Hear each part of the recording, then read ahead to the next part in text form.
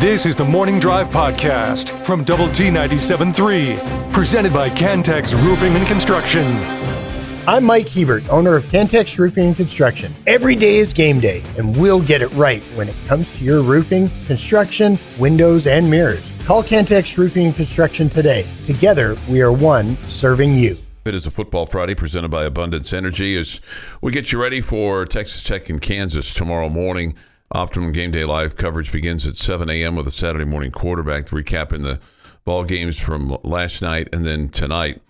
Tonight for our friendship game, our coverage begins at 6:30, the kick from El Paso at 7 o'clock tonight, and then we'll have Friday Night Live after that with scores. And, of course, you can keep up to date with scores on the High School Fan Zone. Just go to the Double T 97.3 mobile app presented by Happy State Bank for that, and you'll see the High School Fan Zone page, and you can keep up with scores as they not necessarily as they happen, but while the games are in progress.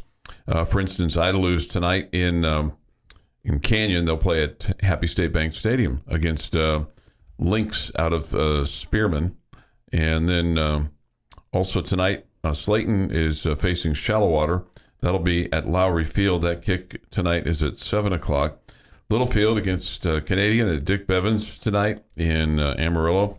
Also tonight, Roosevelt will play at Younger Field, Jamie, in Tulia. Younger. Against the Friona Chieftains. Okay. Sweetwater will face Godley, not necessarily an area team. They'll play at Gordon Wood Stadium in Brownwood. Over tonight at Lubbock Cooper at the Pirates Place, Fort Stockton and Perryton will play if you want to see a game over there tonight. Childress and Abernathy will play in Floydada, and then Tahoka and Panhandle will also play today at Happy State Bank Stadium there in Canyon. That early game that I told you about is a 4 o'clock game. Idalou plays at 4, and then the late game with Tahoka is at 7:30 tonight. So those among the games taking place this weekend. All right. Red Raider football with Joey McGuire last night, and he was, I think, in good spirits. They take on Kansas tomorrow. I've got copious notes from the program last night. A couple of funny things, and just some. I don't know if we have anything totally new, but I'll throw it out there and see what you think. Okay. He says Baron Morton is close to 100%. Not there, but close. Felt like against TCU that he operated the offense very efficiently. Coach McGuire said that Baron Morton felt like he left 14 points out there, that there were a couple of passes that he didn't make. You know, there was one that he waited on somebody, and he went too early. If he'd waited like a split second longer, he would have had an open receiver and there'd been a touchdown. So it felt like that there was 14 points that he left out there.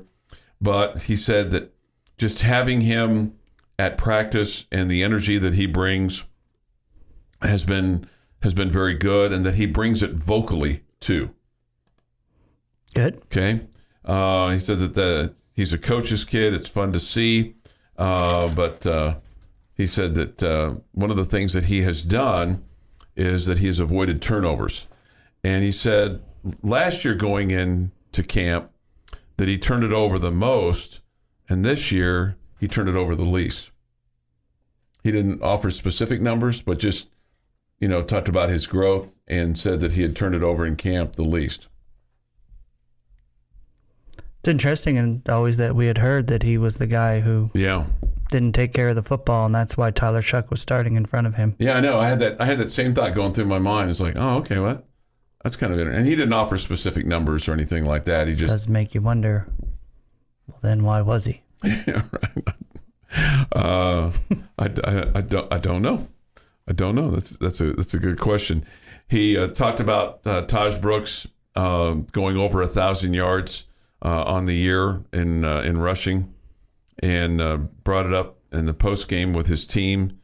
He said, Coach McGuire said, that all Taj Brooks wants to do is win, that he's being rewarded for his hard work. Did not offer numbers on this, but offered this tidbit. Said that Taj Brooks leads the nation in missed tackles. Well, they got to work on him tackling better then. Well, but I think the point is that avoiding escaping from tackles. It's really, really important. That was funny. That was funny. Yeah, sure. No, it was. It was funny. And he said they're going to count on him for that on Saturday. Okay, that for him to avoid those tackles. I'm apologize on my Littlefield deal. Apparently they played last night and lost, so sorry about you. So he leads the country in forcing missed tackles. I guess so. I guess that's maybe a better way to put it. He didn't use that term, but he said missed tackles, maybe eluding tackles. Eluding tackles would be a good one. Escaping from tackles. Breaking tackles, right? Yeah. All those things. Somebody said this nice dad joke, Jamie. Bullfighter went right over his head. Doesn't take much to get over my head.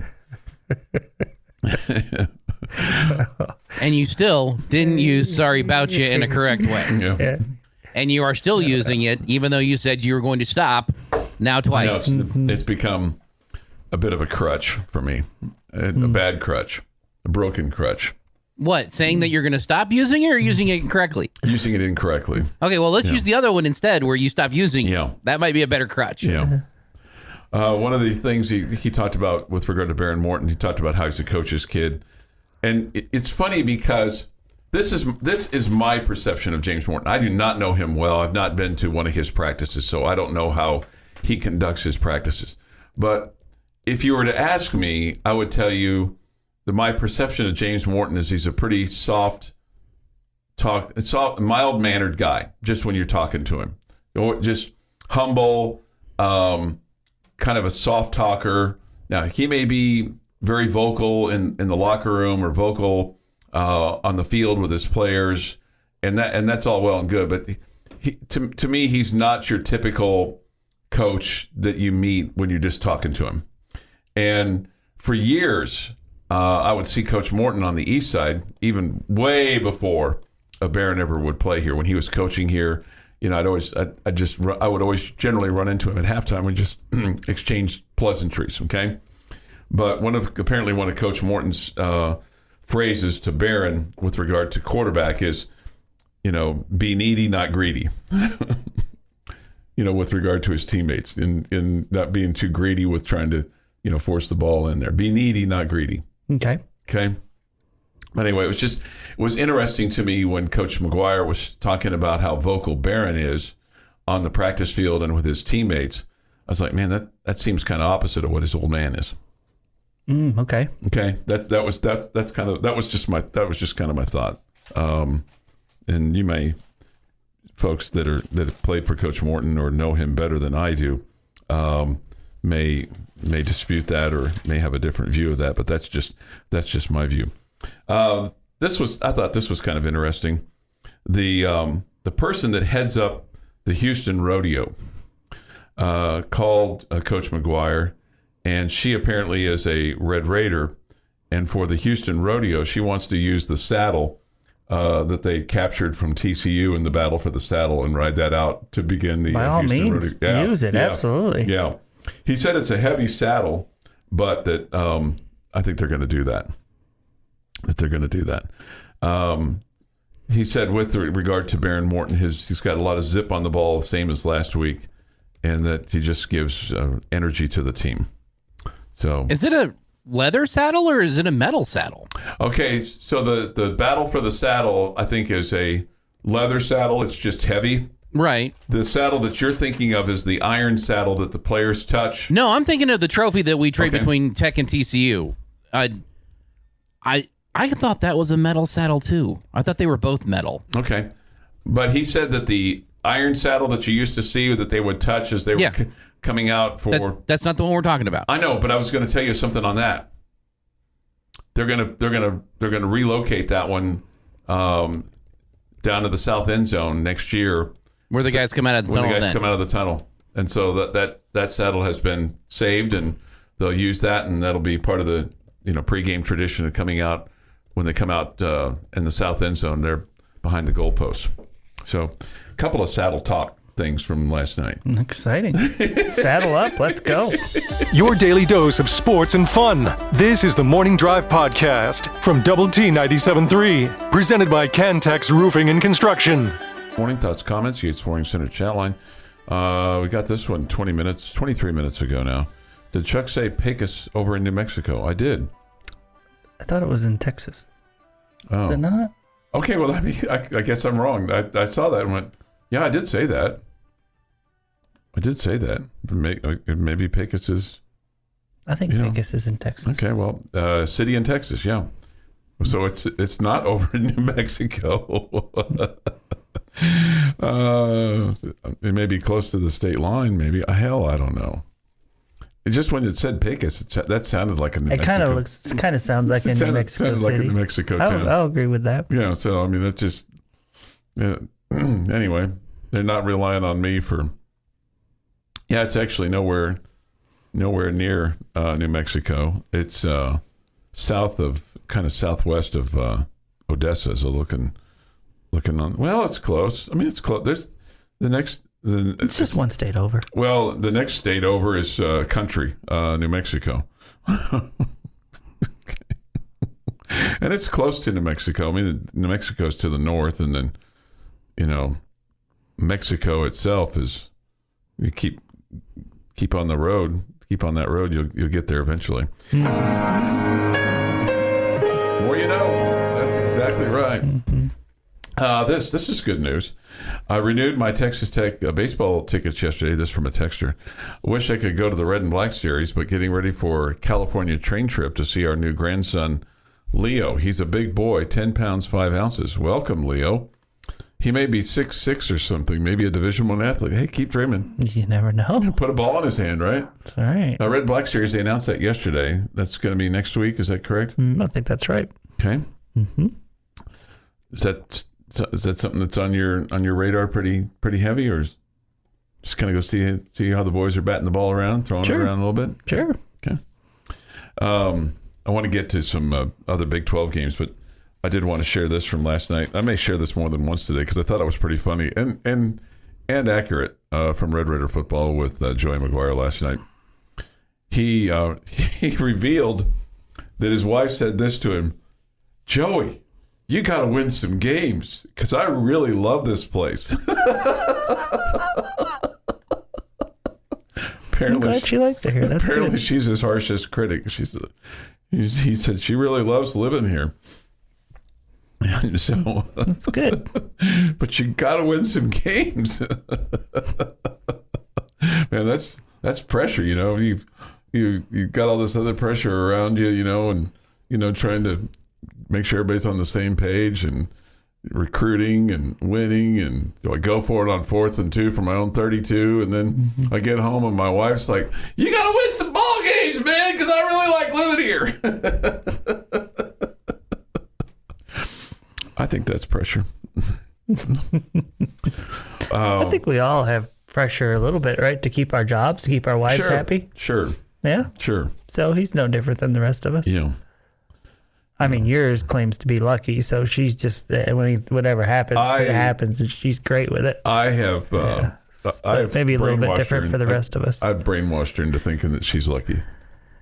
Oh, we know she is. Yeah, we know she is. Chuck, have you never heard of Pecos Bill from Tall Tales, rode a tornado from New Mexico to Texas? No. Sorry, I have not. Top 25 college football last night. Number 11 Louisville comes back and beats Virginia 31-24. Scary moment in that game as a Virginia player went down. If you saw the game, apparently the young man has regained and was able to move his extremities.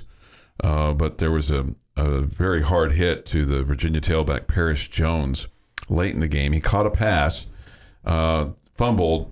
He was hit on the helmet after being hit on the helmet by the Cardinal safety Cameron Kelly. Then Malik Washington, who was right there for Louisville, picked up the ball, for Virginia, picked up the ball and goes in for a touchdown. So they led 21-14 at the half, but they would come back to lose. But a Virginia spokesman saying that he had regained movement and all of his extremities would remain hospitalized overnight. Goodness gracious, that's good news. But for Virginia, they ended up losing the ball game 31-24. Virginia now 2-8. Louisville 3-1, and this game was in Louisville last night. Okay, so Big 12 football this weekend, Jamie. Aside from Texas Tech and Kansas, what game? And I'll give you the games here in just 1 second. Has your eye this weekend? Is it TCU Texas? Is it Oklahoma at West Virginia? Would Oklahoma lose a third game on the year? Is it K-State Baylor?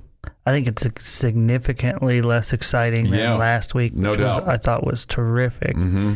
And really that turned out to be just as good as we had hoped for. Oh, man, Chuck. Those ones that you just mentioned, it feels like all blowouts, right? Yeah. I mean, I don't think West Virginia is going to give Oklahoma a battle. Oklahoma's favored by 13 on the road. Mm-hmm.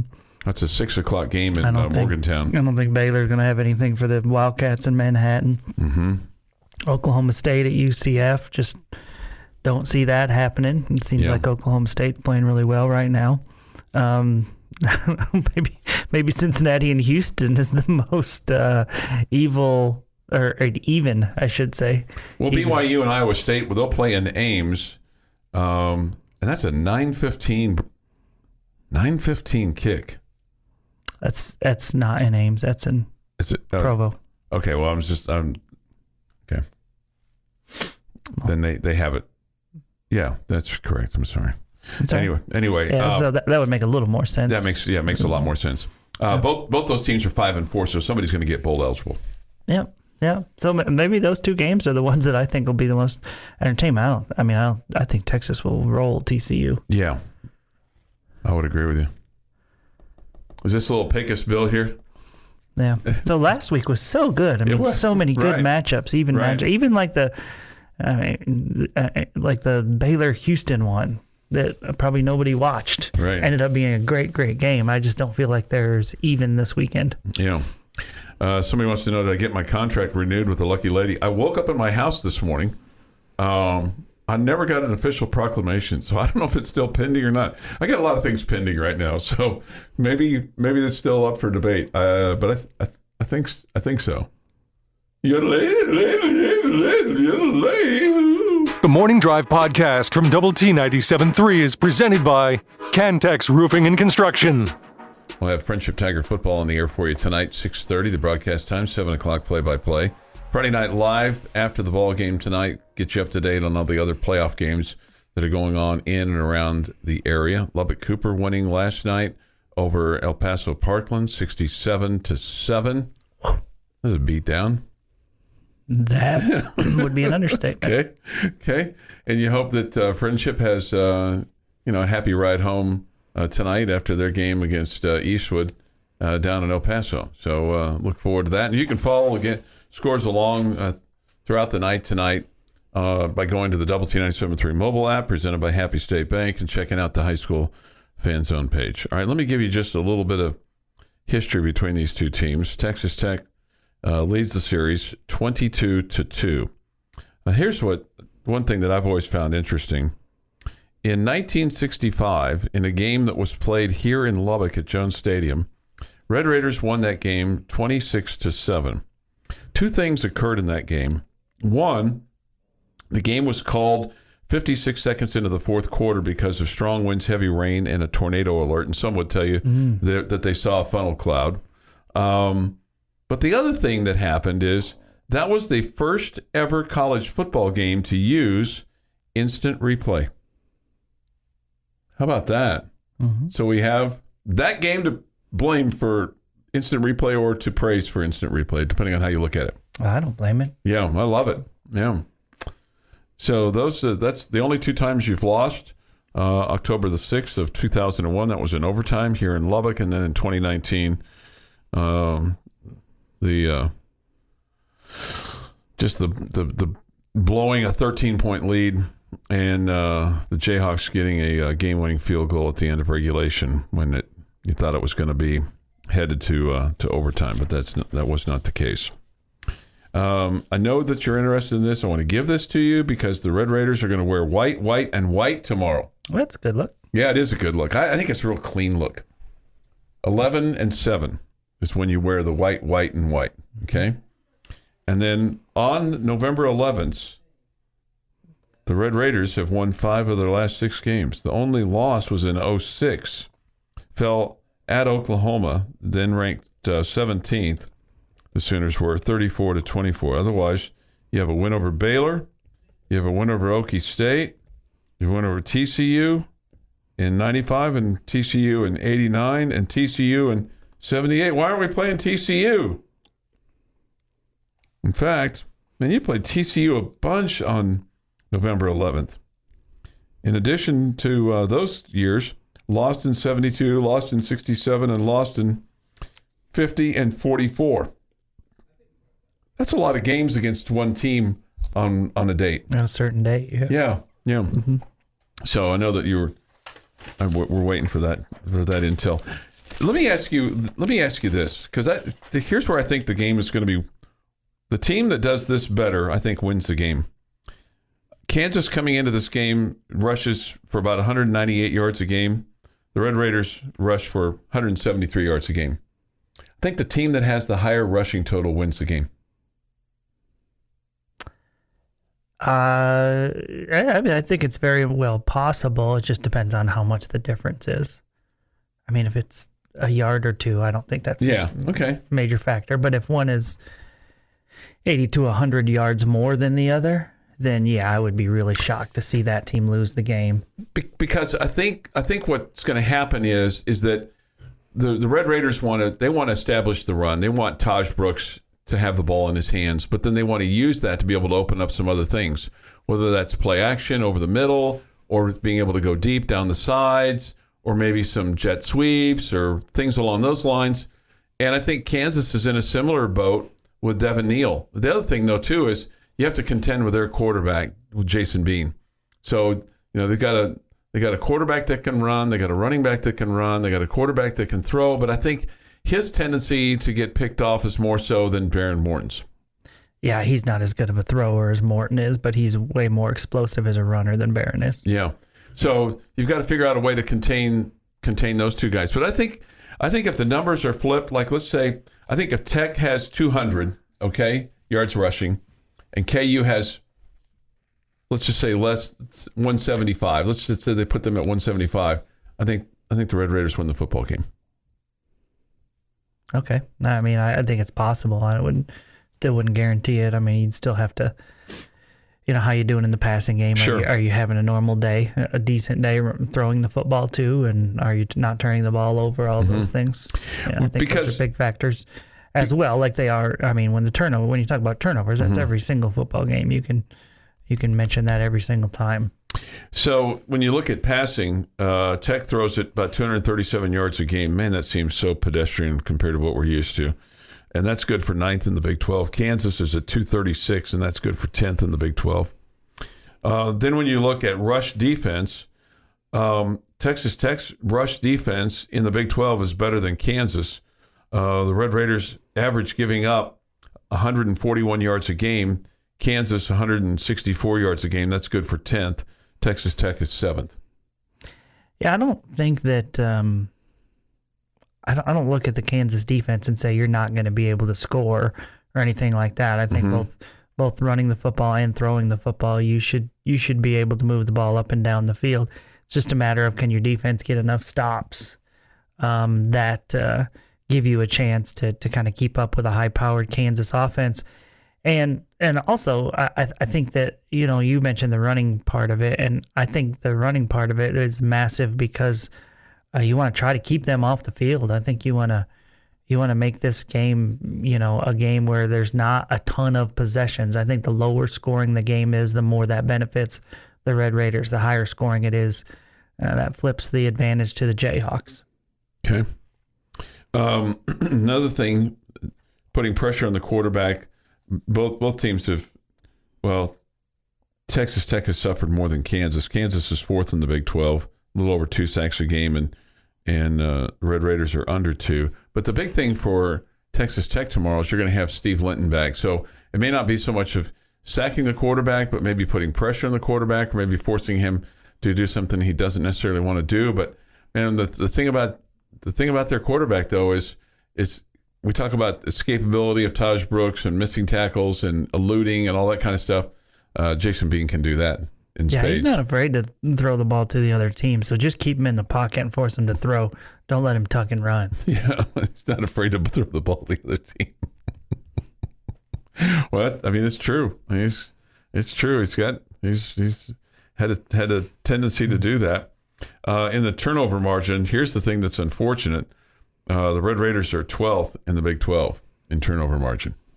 They've got to figure out a way to get some turnovers. Well, how much of that was when you were playing a true freshman at quarterback? That was a huge. Yeah, these numbers. What did you have? Skewed. 8 turnovers in 6 quarters when he was your starting quarterback. Yeah, it's a big number. It's a big number. It's a massive number. It's a massive number. Okay, yeah. It is a massive number. But it kind of skews things a little bit. 7:23 this morning here on the morning drive. Take your thoughts, comments, score predictions if you want on the Yates Flooring Center chat line. Go to doublet973.com for that, or the mobile app. And the Visual Edge IT hotline is open as well. Let's this. Salute from Spain. Hope Tech does well this weekend. Reckon. Wow. Hope that, as Jamie said, your travels go well. Yeah. Guns up, but don't yell that in the airport if you see a fellow Red Raider. Yeah. Yeah, I wouldn't suggest that. It's a great way to get new bracelets. Mm-hmm. Yes. Good morning, gentlemen. Sonia here. Today is Sweet Cheek's birthday. That's her husband. The Marine Corps' birthday, and we celebrate Veterans Day tomorrow. He was in the Navy. I was in the Army. Reckham. Thank you for your service. Thank you, both of you. Yes, absolutely. The Morning Drive podcast from Double T 97.3 is presented by Cantex Roofing and Construction. Time now for Jamie's question of the day on Lubbock Sports Station, Double T 97.3. All right, guys, as we look at our friendly, lovely Big 12 standings at this point, you have Texas and Oklahoma State on top of the conference at 5-1. I want you to tell me if you think they will play in the conference championship game, and whether or not you say yay or nay. I want you to tell me who you think has the best chance to knock one of them out of the conference title tilt. Okay. All right. So I don't think Oklahoma State's going to play for the title. I think it's going to be somebody else. I think Texas will play for the title. I think your other candidates are KU, Oklahoma, and K-State. I'm going to say this. The winner of KU, K-State will play for the Big 12 title game against Texas. So I think Oklahoma's going to get another loss. Oklahoma State or Oklahoma's going to get another loss? Both of them. Okay. If Oklahoma State lost once and whichever Kansas or Kansas State won out, they'd still have the tiebreak. They'd have the same record and the tiebreaker. Tiebreak. So I didn't really think that very well. I didn't think that through very well. Because Oklahoma State owns the state of Kansas. Yeah, right. They beat them both. Right. And if Oklahoma State and Oklahoma have the same record, Oklahoma State, by virtue of their win over Oklahoma in the Bedlam game, they would go as well. Mm-hmm. Yeah. That Oklahoma State schedule to finish with is pretty Swiss cheesy. Okay. This is again just didn't think before I spoke there, because they finish at UCF, which is this week, and then they finish at Houston, which is next week, and then they play the Saturday after Thanksgiving against BYU. Yeah, Jamie, I think it's going to be Texas and Oklahoma State upon further review that will play for the Big 12 title. Okay. And you don't know who's the most likely to take over? Who is the most likely? Well, because if they stumble, if Oklahoma State stumble, and Texas could stumble too, right? I mean, but it's not likely at this point. I mean, they're allowed to lose a couple of games. If K-State had, I'm going to say K-State. I think it could be Texas and K-State again. I think K-State is the best team with 2 losses. Yeah, I don't disagree with that. All right, Jeff. All right, so we've eliminated. I think we've locked in Oklahoma State. I don't see them getting a loss to knock them out of it. That might be the 2 seed, but I think they've locked in their playoff chance, the championship game chance. So then I look at Texas. Unless they just fall apart. Unless they completely fall apart. And I don't see that happening with who they have left.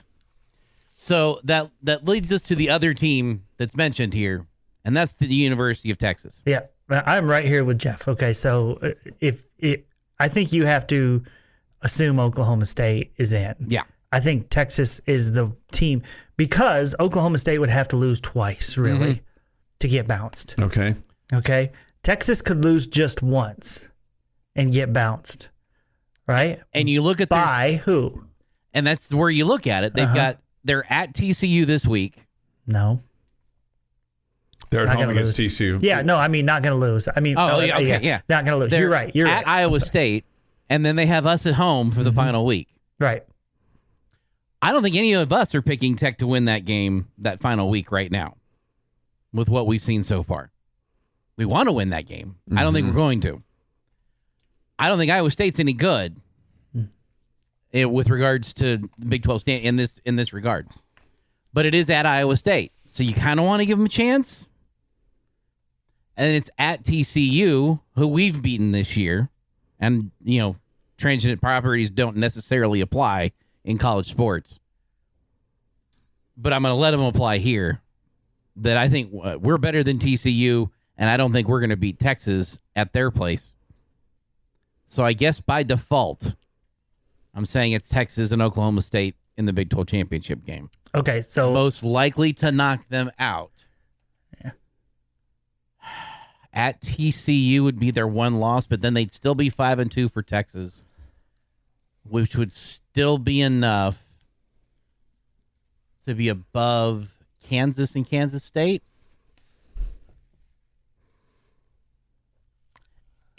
Ooh. Yeah. Okay, let me jump in here. Okay, I'm pretty much with Jeff on everything what he's saying. Okay, I first off, I think it's gonna be Texas and Oklahoma State. Okay, I disagree with you on the best chance for Texas to lose.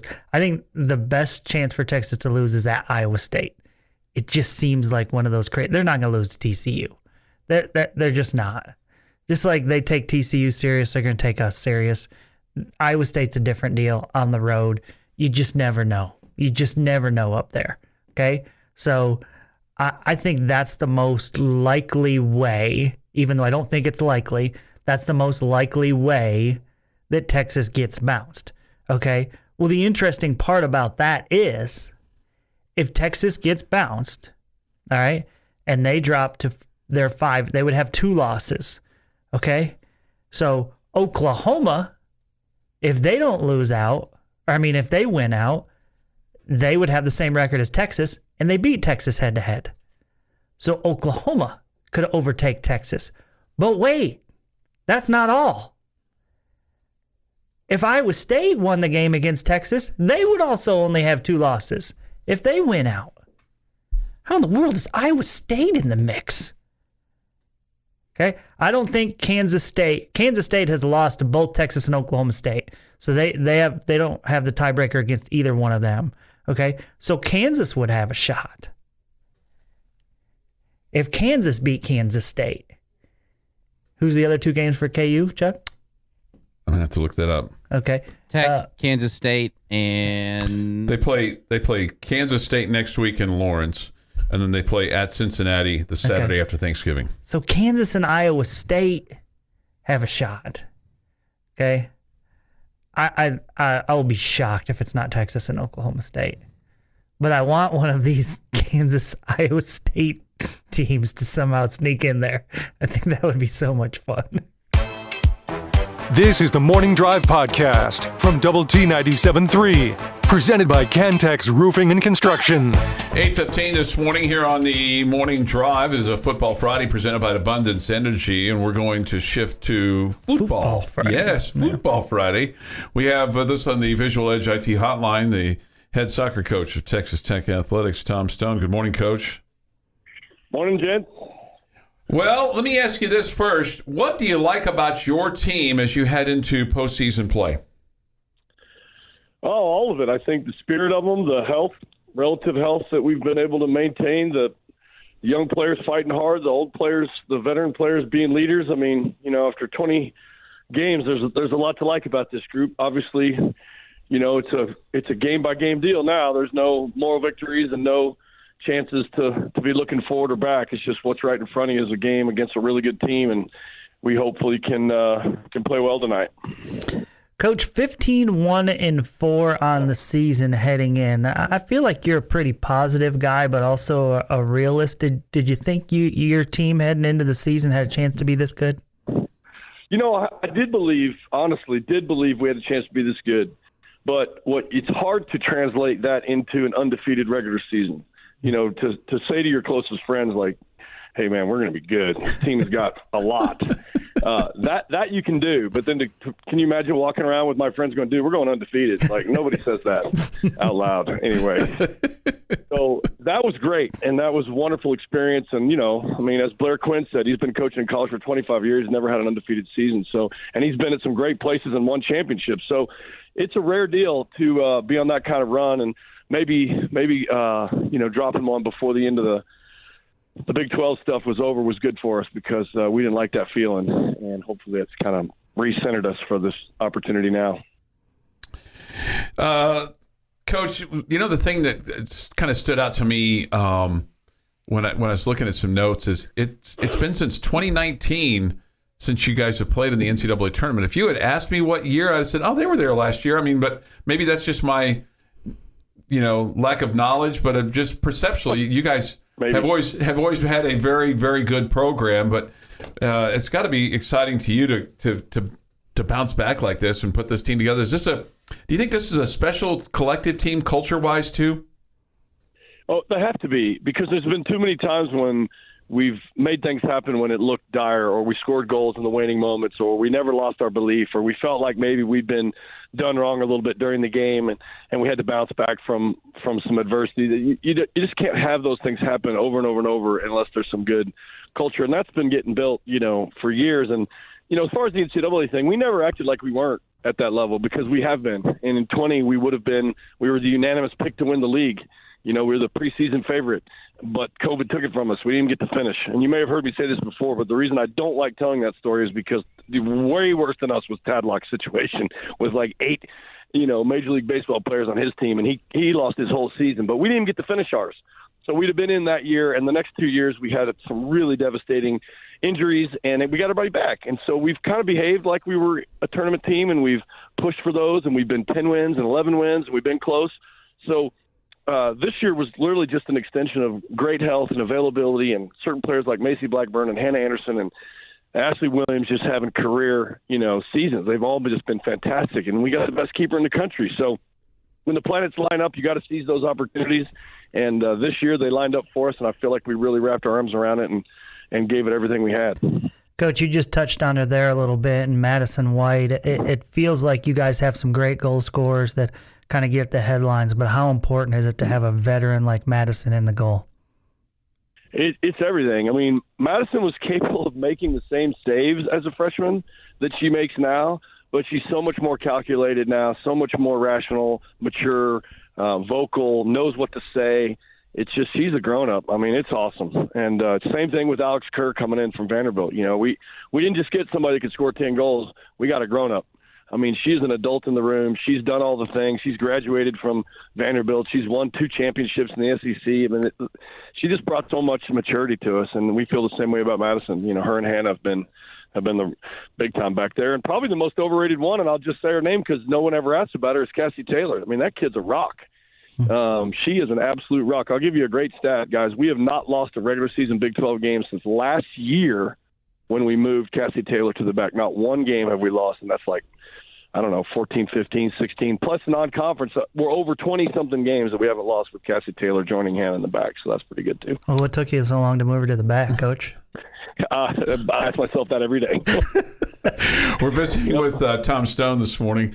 His soccer team, the Texas Tech Red Raiders, will take on Florida Gulf Coast tonight. The first touch, is at 6 o'clock over at John Walker. What concerns you about Florida Gulf Coast, Coach? A couple things. One is they're used to winning. You know, they've won their conference 8 times, and they're used to being in this position. I think they're used to having first-round games against Florida State, which is routinely the number 1 team in the country and right down the road from them. So I think they're looking at this as an opportunity they haven't had. And their coach, he's a vet. He's been around 20-plus years in the college game. He's going to have a plan for us. We know Jimmy well. So this isn't some young upstart coach who's going to come in with his eyes wide open. I mean, he's going to be focused, and his team's going to, I think, have a pretty good idea of what they're dealing with. And it's going to be a good game. I told the team this week, look, we didn't get the easiest game. We didn't get the hardest game. You know, there's some harder games out there, but there are definitely some easier ones. And Florida Gulf Coast is going to take all we've got to advance. Coach, I know you're focused on Florida Gulf Coast, but what was your take on the fact that you guys won the Big 12 championship and BYU got the number 1 seed and you got the number 2? You know, as I understand it, it was neck and neck. You know, their RPI was higher than ours most of the year, which is obviously the mathematical formula. And if there was a big separator, you would think it might have been that we tied them at their place, which is tough to do with 6,000 screaming fans at every game. But they had the separator win, which was UCLA had been number 1 in the country for like 7 weeks, and they beat them 3-1. And I think that victory probably swayed the committee to that point. And you're right. We're not looking towards any of that. We can't. That'd be so naive to do. But the one thing I'll say about them being the number 1 on our side is that, you know, that's the number 1 that's known. That's the number 1 that's familiar. And, you know, that's a number 1 that's not called Florida State or Penn State or Stanford or any of those teams that we haven't seen. So whoever gets out of our bracket is going to have a heck of a tough game to get to Provo and get a win. But at least if it happened to be us, we would be familiar with it. 8:22 this morning on the Morning Drive. You're known as a pretty good speaker, as a pretty motivator and things like that. What's any secret motivational thing that you're going to do for your team today? Like, are you going to, you know, burst through the locker room? You're going to wave your hands? You got secret coin? You got what do you got for us, Coach? Well, I think you guys definitely have figured out that if I had anything like that, I would not be telling you. Because, number 1, I don't need your judgment, Heinz. Okay. And number 2, I'm just kidding. And number 2, I just feel like those things are always best done in-house. They don't, you know, not everything should be for social media. But I will answer your question and say nothing. This team is hyped. They're ready to go. I don't have anything special planned. I think you can overhype your team in these situations, and that works against you too. You know, that first huge crowd we had this year when there was nowhere to sit and there was a couple thousand people there, it took us 20 minutes to calm down and pass the ball. So we just want the team to take care of itself. The veterans will lead in the locker room in that regard, but no, nothing special. Maybe that's the message, Coach. Maybe you can say, hey, I had this clown this morning on the radio go, what kind of secret trick are you going to do to get this team motivated? You know what I told him? Nothing. We're ready to go. Let's go. It's like a Seinfeld episode. What are you going to say to your team? Nothing. I just want you to know, Coach, if you do mention the clown to your team and you win, when you win, he will take credit. Yeah, and I thought you were going to say, make it clear who I was talking about. No. Oh, they know. They know. Well, listen, first to potentially 3, but you can only win 1 today. So go get them, Coach. Thank you for your time. We'll do our best. Thanks, guys. That's Tom Stone here with us this morning on the Visual Edge IT Hotline. His team takes on Florida Gulf Coast tonight. That'll be at 6 o'clock at John Walker. First touch at 6. So I hope there's a great crowd tonight for his team, and obviously hope that they get a victory tonight over Florida Gulf Coast. Send them back to their beach, right? This has been the Morning Drive Podcast, presented by Cantex Roofing and Construction. Check out our library of Double T 97.3 podcasts at doublet97.3.com.